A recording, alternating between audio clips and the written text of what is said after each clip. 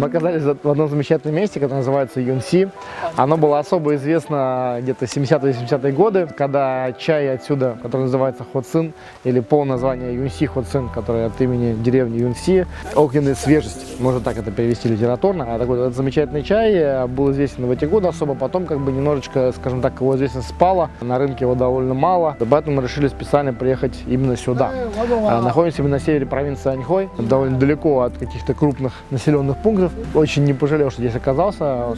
Очень красиво здесь, очень такое чистое, удаленное от крупных городов место. Делают здесь, кстати, не только зеленый чай, но еще и красный, и может быть даже что-то еще. Сейчас будем изучать, что же здесь есть, потому что я сам здесь оказался в первый раз. Здесь происходит активный сезон сбора чая. Собирают традиционные 2 листочка и 1 почку. Почка, кстати, очень красивая, такая маленькая, похожа, в принципе, чем-то на Маофэн и на хошаньскую почку. Ну, в общем-то, стандартная, красивая флеш для производства зеленого или желтого чая. Причем, кстати, не собирают, смотри, выбирают очень тщательно, не берут такие вот подвернувшиеся, неровные, то есть тоже довольно хорошо собирают. Делать будут они Юнси Хотсин, то есть будут делать зеленый чай Хотсин. Вот сейчас посмотрим, как же его делают.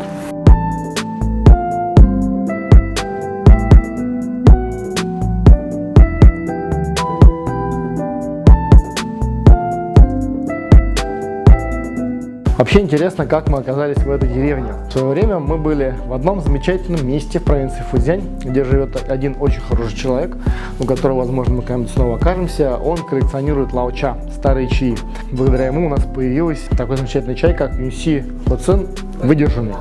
Ну, то есть это, по сути, старый, мы назвали его красным, но, по сути, это старый зеленый чай. Просто назвали его красным, потому что зеленый чай подвергался после хранения еще обработке где-то через несколько лет. То есть это довольно оригинальный чай сам по себе. От него я, в принципе, вообще узнал про этот чай, потому что он не такой известный в настоящий момент. Все искал время, когда же получится отсюда доехать, потому что место расположено, скажем так, не очень удобно, не на пересечении известных маршрутов ни разу. Но все-таки мы наконец-то добрались. Сейчас здесь делают чай, правда, уже делают сейчас финальную стадию, поэтому я немного скажу, с чего же все начинается. Сначала берется свежий лист, он прогоняется 3 раза через эту машину. Это шатсин, то есть убийство зелени, прожарка первичная. Делается на 3 раза, как я уже говорил. После этого мы получаем вот такой вот полуфабрикат, вот, который немного подсушивается. Сейчас он конкретно там вот лежал на поддонах, и несколько этих подносов подсушивается. После сушки он идет на следующую стадию. Она же, по сути, и финальная стадия. Одновременно это скручивание и такая длительная прожарка, которая состоит из 2 операций. Мы сейчас пойдем посмотрим, как это выглядит.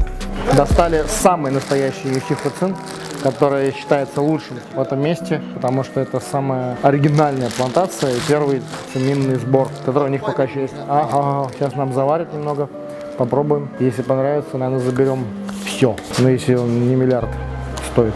Хотя если миллиард, наверное, тоже мы заберем. Почему бы нет?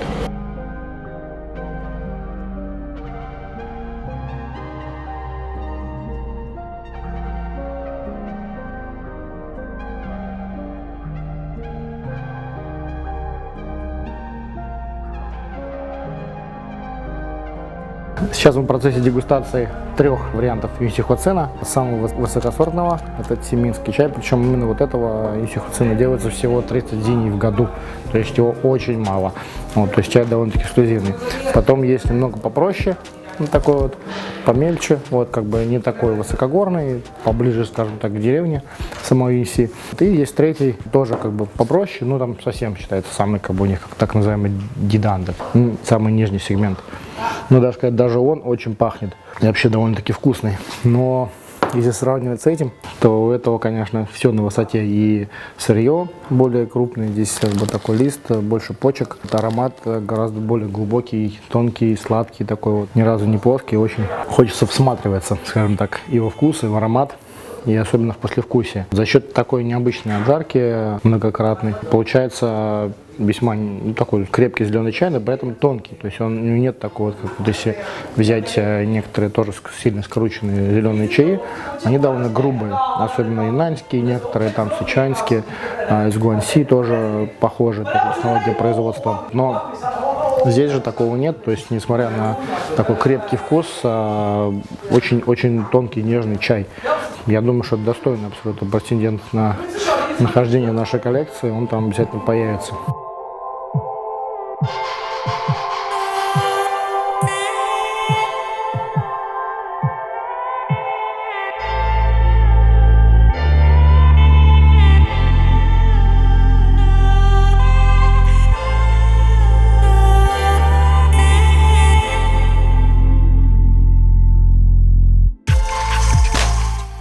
Самая сложная стадия производства – это, собственно, вот обжарка. Обжарка не простая, а золотая. Золотая на тем, что она идет целых 8 часов. Причем температура плавно повышается. Как бы сначала сяохо, потом джунхо, потом дахо. То есть от 40 градусов до практически 100. В идеале после этого чаю дают немножко отдохнуть. И после того, как пожарка заканчивается, уже идет хунган. Хунган идет всего лишь 5 минут. Сейчас я покажу машину. Вот так вот выглядит станок для хунгана. Значит, здесь подается живой огонь, никаких электрических устройств конкретно, потому что стадия дает как раз тот самый такой немножко дымный аромат. Причем хунган идет всего лишь 5 минут, спускаясь по уровням, по лопасти открываются, значит, и пересыпается на следующий уровень. Это очень похоже на хунган станок для просто красного чая, тоже красный чай делается хунган именно на подобных станках. Но здесь, собственно, всего лишь 5 минут и чай готов. Ну и самая последняя стадия, это, собственно, продувание. Чай продувается через такой вот вентилятор мощный, оттуда выдувается вся пыль, и получается готовый Юньси Хуацин, самый замечательный. Мы завладели небольшим количеством эксклюзивнейшего Юньси Хуацина, двух видов. Один такой более-менее доступный, не по бросовой цене ни разу, потому что чай редкий, его немного делают. А другой вообще эксклюзивный, который, как я говорю, всего делаются 300 зини в год. У нас его тоже будет немного. И еще я выпросил такую вот замечательную старую баночку, причем которую сейчас тоже тут уже практически не найти. Они сами тут где-то откопали ее, причем в прямом смысле именно откопали. Ее долгое время никто не использовал. Ну и потом тут лежала и дождалась меня. И теперь у нас в ней поедет этот замечательный чаек в Москву.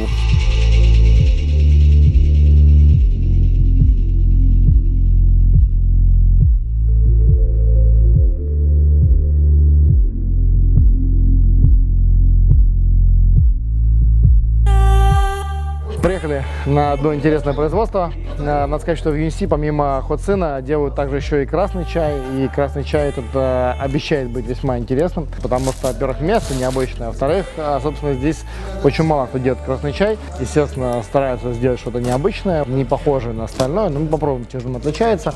Внешнее производство выглядит очень стандартно, то есть так же, как и любой производство красного чая. Сначала, значит, стадия выдела, потом сминание, потом ферментация, потом сушка. В принципе, ничего необычного, так же, как и везде. Красивый, чистый, аккуратный заводик. Вот. Сейчас будем пить их чай. Что мне сразу понравилось на этом производстве, то что здесь традиция дегустировать чай наподобие, как дегустируют улуна. Тоже чашечка, пиала, значит, с ложкой, чтобы вдыхать аромат. Ну и, конечно же, дегустаторская профессиональная кружка. Чай тоже заваривается настаиванием, не проливом. После этого выливается в пиалу и вдыхается аромат и пьется сам чай. То есть он потом очень даже знакомый способ, но используемый далеко не везде.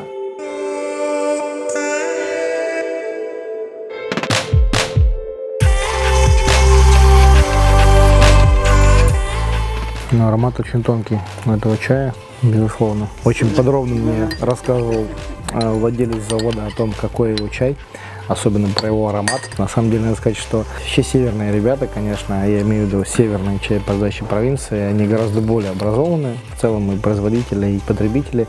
Чай, естественно, значительно дороже, чем чай южных провинций. Они умеют о нем хорошо рассказывать. Вот, чай красный действительно этот очень хороший, то есть без всяких сомнений, и аромат, и вкус, и послевкусие, и вообще и цвет настоя, то есть все просто на таком высоком уровне. Интересно в аромате то, что есть и цветочные ноты, и ноты, может быть, немного орхидеи, и ноты медовые, и ноты сосновые, как ни странно, немножко такой хвойный чуть-чуть привкус, но он очень тонкий. Особенно он так на языке остается, вот после того, как чай попил, такой чуть-чуть вот такое хвойное такое послевкусие, чуть-чуть. Оно настолько тонкое, что его так сложно уловить, и пока он мне не рассказал, я даже не мог сам для себя его описать. Но вот он рассказал, что это оно, я его поймал. Вообще, конечно, чаек весьма оригинальный, ну, под место традиции, конечно же, он рассказывает, чем он лучше, чем тюменский чай, чем он отличается, в чем его преимущество. Естественно, то, что сосновый привкус, он говорит, это только вообще и у местного чая из Юньси такое есть. Надо сказать, что на самом деле именно такой привкус я еще нигде его не ловил. Вот это весьма оригинально. Сейчас будем пить дальше, может посмотрим, что-нибудь еще у них есть. Вот так вот выглядит флеш. Ну, кстати, надо сказать, что это довольно поздняя флеш красного чая местного. Он, который мы сейчас пили, он гораздо более качественный, там меньше гораздо флеш, это видно даже по чайному дну. И это циминский чай, это тоже, собственно, поздний. Циминский более высокосортный, ну а чаечек поздний попроще. Сейчас, я думаю, чаечек попроще мы тоже с собой попросим пробничек. Обязательно внимательно продегустируем, и я думаю, этот чаечек тоже появится в нашей коллекции коллекции, потому что чай мне понравился. Кстати, здесь в Юнси еще выращивают немного кудина. Кудин вообще, конечно, больше всего распространен в Гуаньси, в Хайнане и некоторых других местах. И здесь тоже выращивают. Они говорят, что больше скорее для своего потребления, пока еще очень молодые побеги. Обычно его собирают гораздо позже. В Гуаньси, кстати, в это время он уже готов, но там гораздо жарче, здесь все-таки прохладно. Поэтому здесь его собирают уже к маю, ближе к июню даже.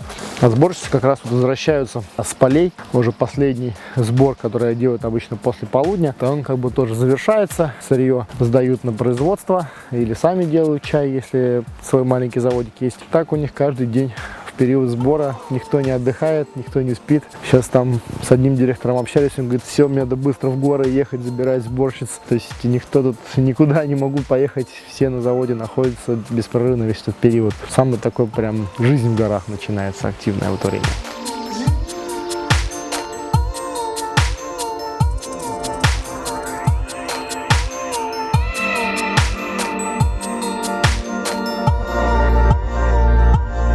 Самое красивое время в горах — это предсумеречные такие вот уже, можно сказать, предзакатные минуты. Особенно вот, когда солнце еще светит, сейчас оно почти зашло уже, но вообще все вокруг приобретает абсолютно другой оттенок, другой окрас, становится так наполненным светом, так светится. И прохлада такая, плавно спускающаяся в горы, потом уже позже, может быть, даже немного туман.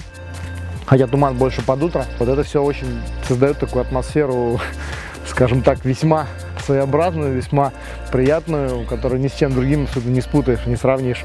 И чем живописнее место, тем больше все вот это, конечно же, впечатляет, оживляет. Особенно если в нем мало людей довольно, то есть такие вот маленькие деревеньки в горах, они каждый имеет свою атмосферу. Вот я обожаю это время и вообще люблю немножко задерживаться в горах. Нас сейчас там активно зовет водитель, все, поехали, поехали, давай, все, там надо кушать уже, бежать, есть, спать, там все, только не хочется быстро уходить из таких мест. Вот особо приятно, когда есть возможность остаться переночевать. К сожалению, у нас сейчас довольно активное такое путешествие, времени переночевать нету, но зато есть время хотя бы немного прогуляться и вдохнуть вот те самые ароматы, которые впитывают чайный лист вечером. Потому что ночью, когда начинается быть прохлада такая спускаться, почему именно здорово, что чай в это время считается лучший период для сбора, потому что еще не так жарко и ночью гораздо холоднее, чем днем. И поэтому все полезные микроэлементы как бы консервируются на ночь в чайном листе, и утром при первом сборе получается самый идеальный чаек. Вот, поэтому как раз апрель и является лучшим месяцем. И чем выше, тем прохладней, соответственно, тем чай вкуснее и насыщенней.